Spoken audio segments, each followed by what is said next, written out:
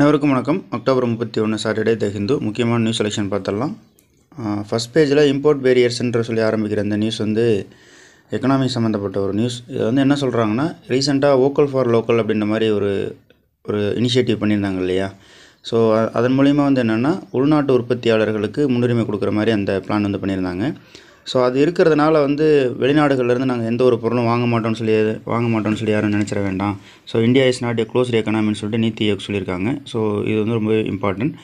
அந்த மாதிரி நீத்தி ஆயோக் அப்படின்றது ரொம்ப policy framing, policy decision making பாடியாக வந்து இருக்கிறதுனால அவங்களோட சம்மந்தப்பட்ட எந்த நியூஸ் வந்தாலும் நம்ம வந்து இதில் ஃபுல்லாக பார்த்துடணும். அடுத்து editorial time for response cities mission in India அப்படின்ற மாதிரி. ஸோ மழை வந்தால் ரொம்ப அர்பனில் ஃப்ளட் ஆகுது. முக்கியமாக இப்போ கூட ரீசெண்டாக சென்னை ஃப்ளட் வந்துச்சு இல்லைங்களா. ஸோ அது சம்மந்தமான ஒரு நியூஸ் தான். சிட்டியை வந்து எந்தளவுக்கு ஃப்ளட் வராமல் கட்டமைக்கணும், வடிவமைக்கணும் அப்படின்றத பற்றி இந்த ஆர்டிக்கல் வந்து பேசுது.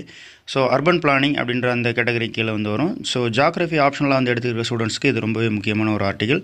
ஜென்ரல் ஜியாகிரஃபிலையும் வந்து ஜென்ரல் ஸ்டடீஸ்லையும் இதை பற்றி கேட்கலாம். டவுன் பிளானிங் அப்படின்றதுக்கு கீழே வந்து இது வரும். ஸோ ஃபுல்லாகவே இந்த ஆர்டிக்கலில் வந்து நோட்ஸ் எடுத்துக்கலாம். அடுத்தது சயின்ஸ் ஆஃப் மான்சூன்ஸ் அப்படின்ற மாதிரி இருக்குது இல்லையா. ஸோ ஒரு புவியியல் சம்மந்தப்பட்ட ஒரு நியூஸ் தான். இதில் வந்து இந்த டிசாஸ்டர் மேனேஜ்மெண்ட் பிளான், மழை வந்துச்சுன்னா நம்ம டிசாஸ்டர் மேனேஜ்மெண்ட்டுக்கு நம்ம தயாராக இருக்கணும் அப்படின்றத பற்றி இந்த ஆர்டிக்கல் பேசுது. ஒரு ஜென்ரலான ஆர்டிக்கல் தான். ஸோ ஜென்ரல் ஸ்டடீஸ்க்கு மீன்ஸுக்கு ரொம்ப இம்பார்ட்டன்ட். இதில் கொடுத்துருக்க டேட்டா ரொம்பவே முக்கியம். ஸோ இதில் வந்து எவ்வளோ பர்சன்டேஜ், அதாவது மழையை பற்றி படிக்கும்பொழுது, மான்சூன் பற்றி படிக்கும்பொழுது எந்தெந்த இந்த சீசனில் மான்சூன் வந்து முன்னாடி தொடங்குச்சா பின்னாடி தொடங்குச்சா, ஆவரேஜை விட ரெயின்ஃபால் வந்து எவ்வளோ அதிகமாக இருக்குது கம்மியாக இருக்குது அப்படின்றத நோட் பண்ணிட்டாலே போதும். அடுத்து WHO regional director of south east ஏஷியாவுக்காக இருக்கிறவங்க ஒரு இன்டர்வியூ பேசிஸில் ஒரு ஆர்டிக்கல் கொடுத்துருக்காங்க. ஃபுல்லாகவே நம்ம படிச்சுக்கலாம். COVID-19 பற்றினது தான். இப்போ COVID-19 பற்றி இந்த மாதிரி இன்டர்வியூஸ்லாம் வந்து வரும்பொழுது அதை ஃபுல்லாகவே நம்ம வந்து படிச்சுக்கலாம். அதுக்கடுத்து Malabar naval exercise to kick off next வீக்னு இருக்குது. ஸோ இதில் வந்து யாரெல்லாம் ஜாயின் பண்ணியிருக்காங்க, அந்த எந்தெந்த நாடுகள் பங்கேற்றுக்குது, அது எத்தனாவது எடிஷன் அப்படின்றத நோட் பண்ணிட்டாலே போதும். ஸோ இந்த மாதிரி ஏர்ஃபோர்ஸ் வருது, அதுக்கப்புறம் ஆர்மி இது, இந்த மாதிரியான ஒரு எக்ஸசைஸ்லாம் வந்து பண்ணுறாங்க அப்படின்னா அதை வந்து நம்ம கரெக்டாக நோட் பண்ணிக்கணும். அதுக்கப்புறம் இந்த ஆலிவ் ரிட்லி டர்ட்டில்ஸை பற்றி சில நியூஸ் வந்து கொடுத்துருக்காங்க. So wildlife institute of India அப்படின்றவங்க ஆலிவ் ரிட்லியோட நம்பரை வந்து கணக்கெடுக்க போகிறதா அப்படின்ற மாதிரி சொல்லியிருக்காங்க. ஜஸ்ட்டு இதை வந்து ஒரு என்வரான்மெண்டல் ரிலேட்டடாக வந்து பார்த்துக்கணும். இது கடந்த ஒரு 5 வருஷமாகவே இது அதிகமாக பேசப்பட்டு வந்திருக்கு. இந்த மாதிரி ஆமைகளை எல்லாம் வந்து பாதுகாக்கிறது, முக்கியமாக இயற்கைகளை பாதுகாக்கிறத பற்றி. ஸோ இதை வந்து மிக முக்கியமாக எப்படி பார்த்துக்கணும் அப்படின்னா, ஆலிவ் ரிட்லி அப்படின்றதோட ஸ்டேட்டஸ் வந்து என்ன, இந்தியாவில் என்ன ஸ்டேட்டஸில் இருக்குது, இது ஆலிவ் ரிட்லி இந்தியாவை தவிர வேறு எங்கெங்கெல்லாம் வந்து காணப்படுது அப்படின்ற மாதிரி நோட் பண்ணிக்கணும். அதுவும் இது சம்மந்தப்பட்டு வேறு வைல்ட் லைஃப் சம்மந்தமாக எந்த ஒரு நியூஸ் வந்து வந்தாலும், ஒரு டைகர் பற்றி, எலிஃபெண்ட் பற்றி எந்த மாதிரி வந்தாலும் அந்த டைகர், எலிஃபெண்ட் வந்து அதோட ரேஞ்சிங் ஏரியாஸ் வந்து எது அப்படின்றத நோட் பண்ணி வச்சுக்கணும்.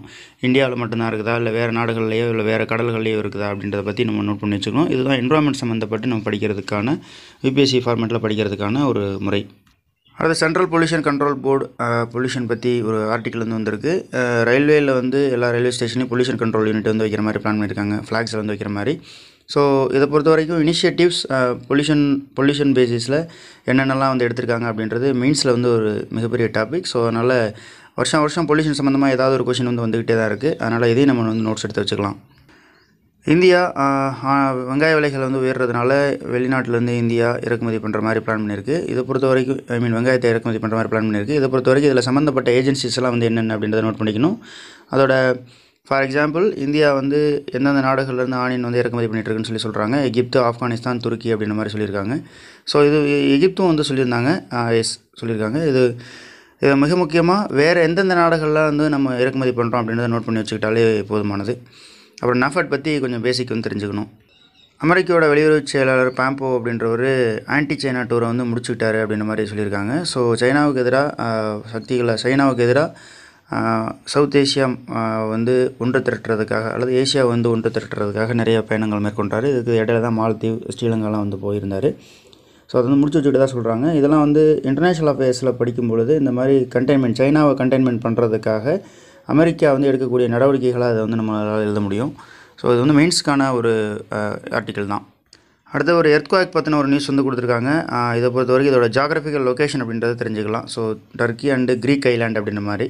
ஏற்கனவே டர்க்கிக்கும் இதுக்கும் வந்து நிறைய ப்ராப்ளம் வந்து நடந்துகிட்ருக்கு பொலிட்டிக்கலாக. இப்போது ஜியாகிரபிக்கலாக ஒரு ப்ராப்ளம் வந்து வந்திருக்கு. இதோட இடங்களை வந்து நம்ம நோட் பண்ணி வச்சுக்க வேண்டியது. ஏஜென்சி அப்படின்றதெல்லாம் கொடுத்துருக்காங்க. அப்போ ஏஜென்சியை சுற்றி இருக்கக்கூடிய நாடுகள் எல்லாமே நம்ம தெரிஞ்சுக்கணும். ஏஜென்சியை வந்து பார்டராக வச்சுருக்கிற நாடுகள், பிளாக் சீயை பார்டராக வச்சுருக்கிற நாடுகள் எல்லாமே நம்ம நோட் பண்ணி வச்சுக்கணும். அடுத்து 15th finance commission to hand in report on November 19 சொல்லியிருக்கு. வரட்டும், அந்த ரிப்போர்ட் வந்து வந்ததுக்கப்புறம் நம்ம அதை பற்றி நம்ம டீட்டெயிலாக நம்ம வந்து பேசிக்கலாம். அடுத்து plastic groups targets 25 billion exports by 25 அப்படின்ற மாதிரி இருக்கு இல்லையா. ஸோ இதை பொறுத்த வரைக்கும் இது எந்தெந்த நாடுகளில் இந்த மாதிரி நம்மள்கிட்டருந்து பிளாஸ்டிக் வந்து வாங்குறாங்க அப்படின்றத நோட் பண்ணி வச்சுக்கிட்டா போதும். ஸோ அப்போது ஃபார் எக்ஸாம்பிள் இங்கே யூஎஸ், எகிப்து, ஜப்பான், கொரியா, வியட்நாம் அப்படின்றதெல்லாம் ஒரு பிளாஸ்டிக்கான மார்க்கெட் அப்படின்ற மாதிரி நம்ம வந்து தெரிஞ்சு வச்சுக்கலாம்.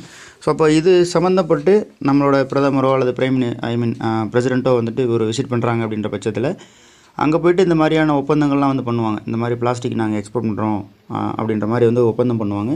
ஸோ அப்போ இருதரப்பு டிப்ளமேட்டிக் ரிலேஷன் வந்து இம்ப்ரூவ் பண்ணுறதுக்கு இந்த எக்கனாமிக் டைஸை வந்து இம்ப்ரூவ் பண்ணி ஆகணும். ஸோ அப்போ அதில் வந்து இதெல்லாம் நம்ம நோட் பண்ணலாம். இந்த மாதிரி பிளாஸ்டிக்லாம் நம்ம எக்ஸ்போர்ட் பண்ணுறோம் அப்படின்ற மாதிரி நம்ம வந்து எழுதுறது தான் add and points for means.